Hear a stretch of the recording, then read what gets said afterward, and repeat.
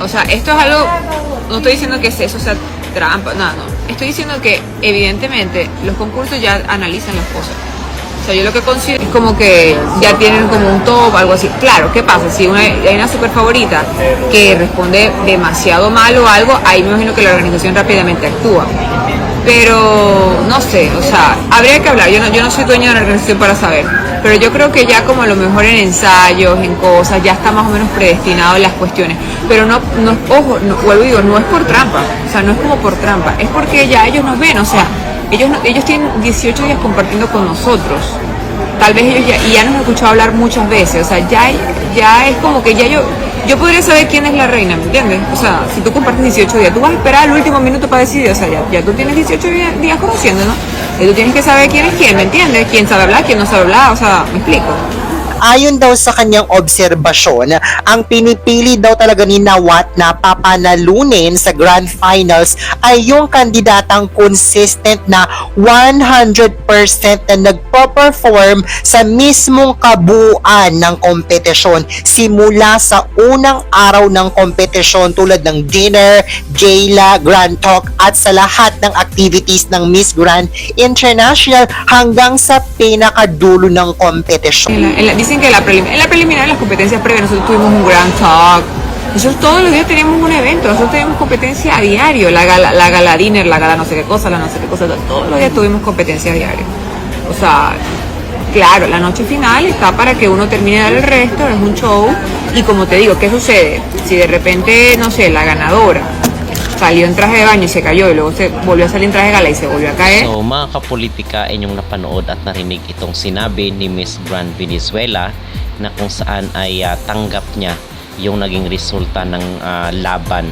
Kasi ang sabi niya ay meron ng winner prior to the grand finals, ay meron ng winner itong si Mr. Nawat na ang naging basis ay yung day-to-day activities.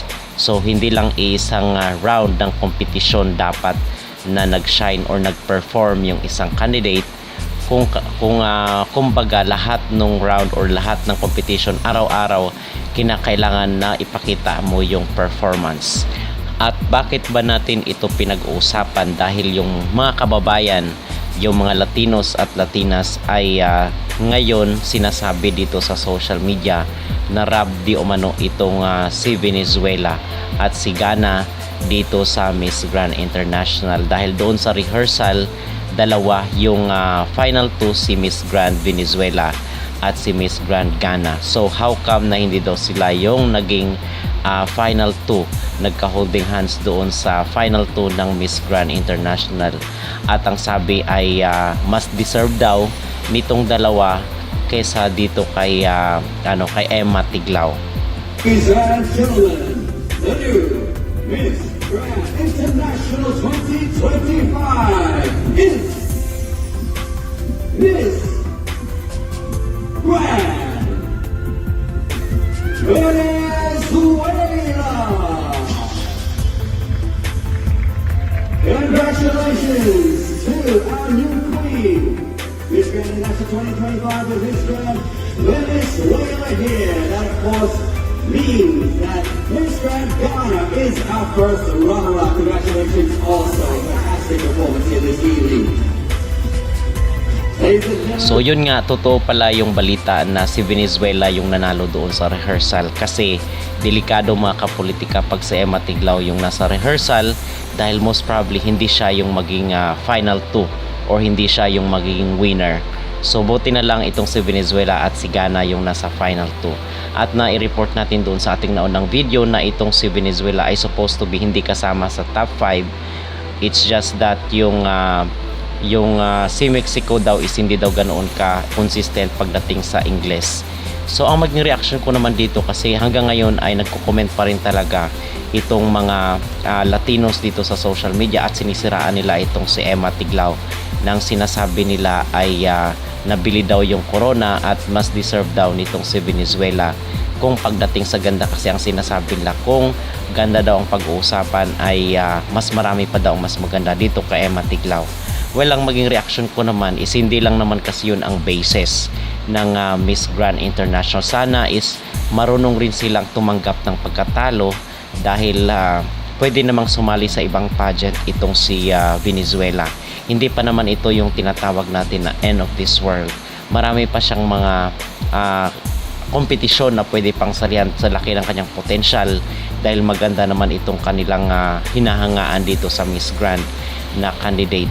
Okay, so it's just that lumamang lang talaga itong sa Emma Tiglao, at dapat natanggapin nila ng buong puso, kasi ganun din naman tayo mga kapolitika. Pag makikita naman natin na very deserved naman yung nanalo, ay tinatanggap naman natin ng bukal sa ating kalooban. So hindi lang sila dapat maging bitter dito kay Emma Tiglao na todo bash sila, dahil very deserved naman from the start, di ba? Nag-perform talaga, at talagang ipinakita ni Emma Tiglao yung kanyang willingness na magtrabaho dito sa Miss Grand organization.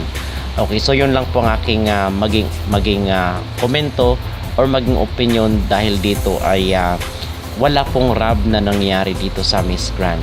Lahat ng nanalo, lahat ng talo ay deserve sa kanya-kanyang posisyon. Okay? So yun mga kapolitika, ang aking opinion, aking komento at ang aking reaksyon dito sa sa pagtawag ng mga Latinos na narab daw itong si Gana at si Venezuela, at mas deserve pa daw ng ibang candidate ang posisyon ni Emma Tiglao.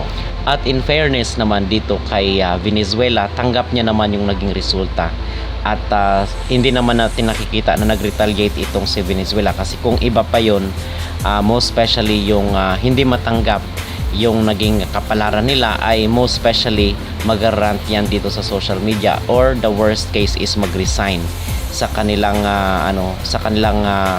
ranking, kasi ito yung nangyari last year na kusan is hindi nila matanggap yung kanilang pagkatalo, ay nag-resign sila, at kung ano-ano ang sinabi dito sa Miss Grand.